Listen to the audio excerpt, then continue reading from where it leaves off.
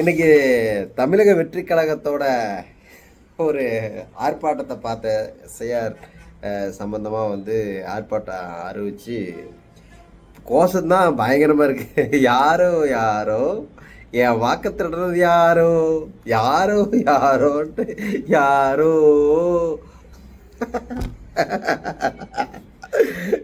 பைத்தியமா வேற ஏதாவது இருக்கு. எனக்கு ஒன்றும் புரியல. அடா எழுதி கொடுக்குறோம், கரெக்டாக எழுதி கொடுக்க மாட்டேங்களாடா. கோஷம் கூட அவனுங்களுக்கு போட தெரில.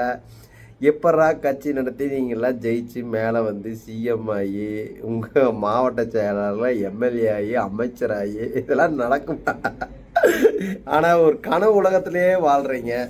இன்னைக்கு வரைக்கும் ஒரு எக்ஸ் எம்எல்ஏ, ஒரு எக்ஸ் எம்பி, ஒரு எக்ஸ் கவுன்சிலர் கூட உங்கள் கட்சிக்கு எவனும் வரல. அப்போ எந்த அளவுக்கு உங்களுக்கு கட்சி இருக்குங்கிறத நீங்கள் பார்க்கணும்.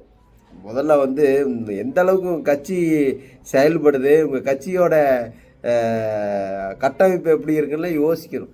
இது வரைக்கும் நீங்கள் ஆரம்பித்து 2.5 வருஷம் ஆச்சு நினைக்கிறேன். 2.5-3 வருஷம் பக்கமாக ஆகப்போகுது. 2 வருஷம் ஆச்சு.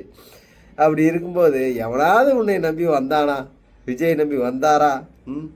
ஒரு எம்எல்ஏ, எம்பி, ஒரு எக்ஸ்எம்எல்ஏ, ஒரு கவுன்சிலர் கூட வரல. வார்டு கவுன்சிலர் கூட வரல. அப்பவே தெரிய வேண்டாமா உங்களோட கட்சியோட நிலைமை என்னன்னு? திருந்துங்கடா டே பரமா, திருந்துங்கடா.